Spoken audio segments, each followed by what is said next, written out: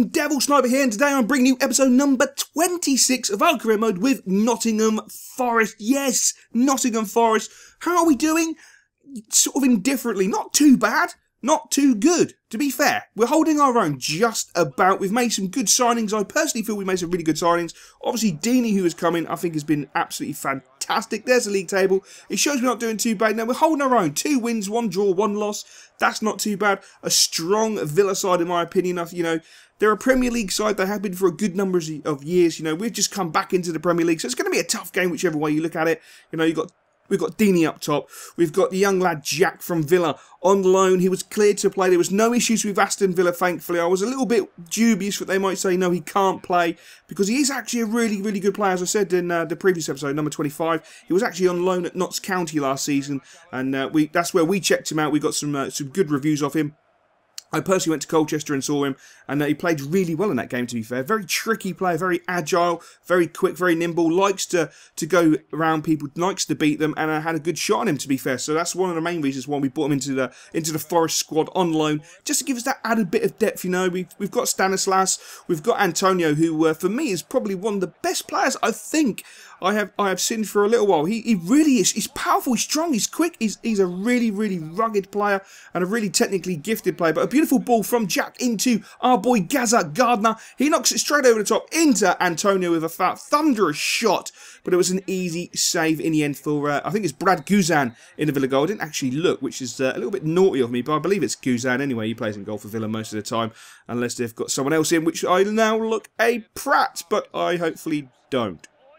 Anyway, second half, 0-0 from the first half. Not the greatest game in the world, to be fair. Villa just sat back and looked like they're trying to nick us on the counter-attack. They started to come out in the second half, started to try and create stuff down the wings, but we seemed very resilient, which was quite nice. But Lafondra picking up that ball deep, going forward, breaking into the box, or just on the edge of the box, fast shot, and then Guzan again with an absolutely fantastic save. And it was literally end-to-end stuff. It was a real good battle in the centre of the park. Absolutely fantastic battle in the centre of the park.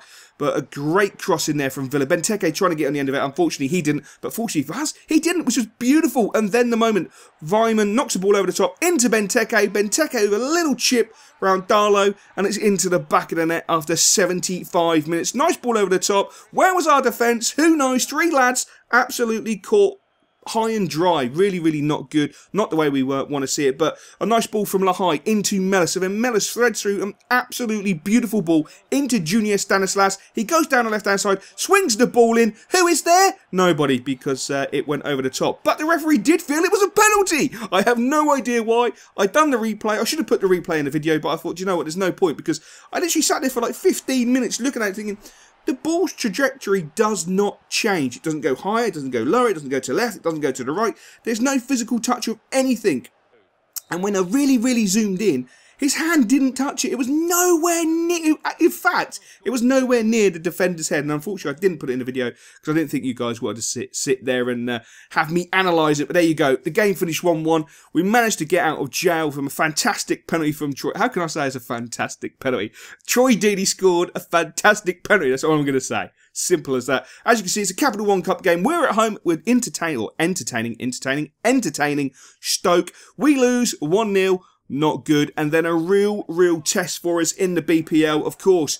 We're at home against Manchester United. This is going to be a real test. We've got some big games coming up, unfortunately, which is going to really test us. In the next few weeks, we've got Manchester United. Obviously, as you can see, we're about to play. Then we've got, I think we've got Chelsea, Arsenal, Man City. I don't think we play Liverpool just yet. I might be wrong about that. But we have got some of the biggest teams in the league coming to us and us going to them. So it's going to be a real test. Hopefully, we can get through that patch and get a good, you know, bit of points away from the bottom and get into Christmas and hopefully make some purchases. And I know a few of you guys want me to buy Asa Sombalonga, Britt Asa Sombalonga from Peterborough, because he's currently at Nottingham Forest and pretty much setting the place on fire at Forest, scoring goals for absolute fun. So hopefully we'll be able to bring him in. We'll just have to wait and see. Because when we did go for him in the summer, they basically said he's just joined, you can't have him, go away. So we have gone away and we will be coming back. But unrealistically, Fellaini strikes it with his left foot, which he's pretty pants with, and it goes in the bottom corner. We can see the goal. And I've got to say, this game was an absolute nightmare. United were absolutely all over us. all over us. A beautiful double save there from Darlow, but we were just getting pulled left, right and centre. We couldn't retain possession in the centre of the park. We just didn't have the ability to keep up with Manchester United, unfortunately, in that first half. They just dominated possession. They didn't seem to miss a single pass, or that's the way it felt. Every pass was pinpoint. Balls over the top. Pinpoint. Everything they'd done was absolutely immaculate, and us, unfortunately, we're just not at that level at this moment in time. But a nice ball out from Lefondre into Antonio, tries to go for a cross, and of course, Manchester United are able to block it. They just block everything because it's just the way EA likes it. But a beautiful ball into Patterson, right foot, great shot, and of course, Kare is there. He's had pretty much nothing to do all game, and he's alive, he's alert, and he pulls off a fantastic save, which is pretty realistic, to be fair. That's what you want from your world-class goalkeepers, and it was a bit frustrating. And as you can see, in the 77th minute, we concede a really sloppy goal. I don't know how the Manchester United forward found himself in that much space. The boys just left a gaping hole, and he found it, and unfortunately, he punished us from it being one matter. Perhaps it's because he's only like 3 foot tall, but as you can see, 95% pass accuracy, 56% possession, absolutely dominators. We really did get bent over and penetrated quite hard, which was really, really disappointing. So I had a bit of a sit down with the lads, you know, said, come on, we've got to regroup. You've got to put that result behind us. You know, it's one of those things. You're playing against one of the top 7 sides. I was going to say top 4, but we all know United aren't top 4. Top 7 side in the Premier League. So they're going to be good. You know, they've spent big money. They've got big players in. It's going to be a struggle for us because at the end of the day, I love Forest. I do. I love this career mode. I'm not saying I love Forest in real life. I do have a little bit of a feeling for him. You know, they had Brian Clough as a manager. I mean, what an amazing manager he was. You know, he done some historical things at Forest. He really, really did. And with a side much like ours, a side that wasn't really renowned for being magnificent, having millions upon billions of pounds stuck into it. He had a pretty average side and he made them, or got them to do some historical things, which is, you know, it's just unbelievable, and I'm trying to follow in those footsteps. But as you can see, at this moment in time, we are really struggling. Obviously, the modern game is totally different, but you know, we haven't got the greatest side in the world. It's going to be very, very difficult this season. And as I say, it doesn't really help that I'm pretty shit on Legendary.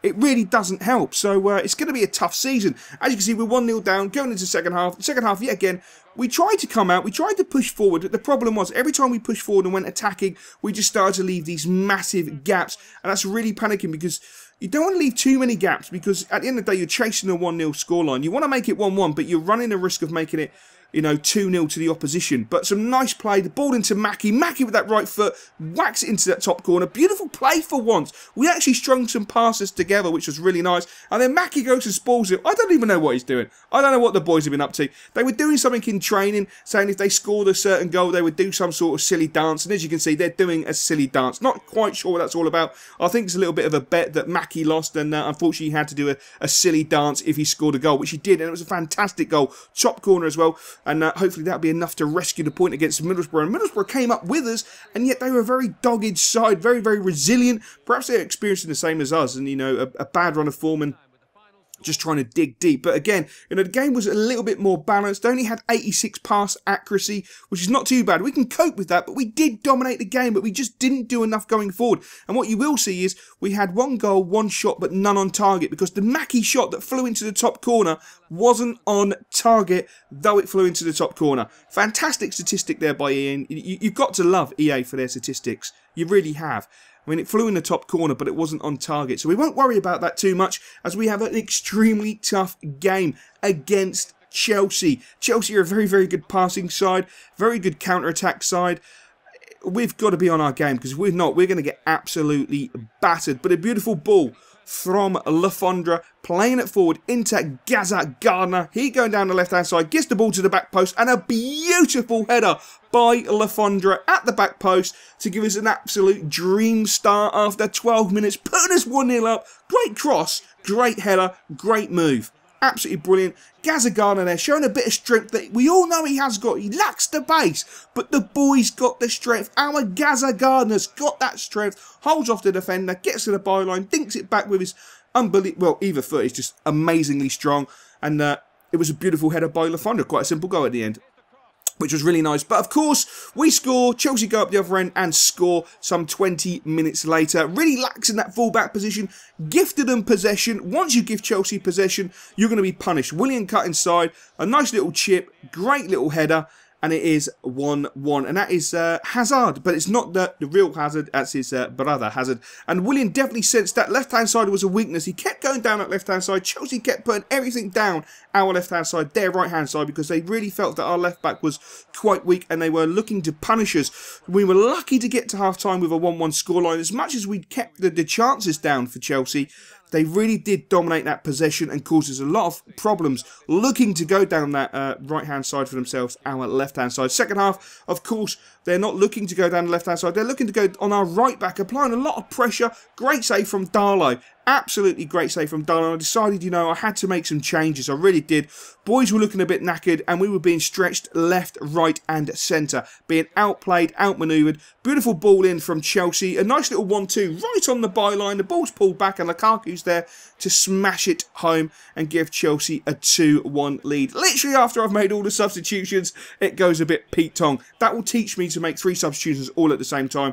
It was a great goal by Chelsea. That whole right on that bloody byline. How they played that 1-2 was magnificent. As you can see, a little bit of desperation crept into our game. We started to try the long ball, which is not something I advocate or really want to be renowned for playing, is the balls over the top. I like the boys to play the ball on the floor, but when Chelsea are defending in a resilient fashion, once they get a lead, they literally put a bus in front of you and it's very, very difficult to break down. But as you can see, Chelsea did win, unfortunately. And it was a very good game. Chelsea with 94% pass accuracy. It was a very equal game, though. 50-50 on the possession. It was a great game to be part of. Unfortunately, we just didn't have that cutting edge and we did lose. So hopefully you are still enjoying the Nottingham Forest career mode. As you can see, the video has come to an end. And I, of course, will catch you later in episode number 27, which is tomorrow. Yes, tomorrow. See you later, guys.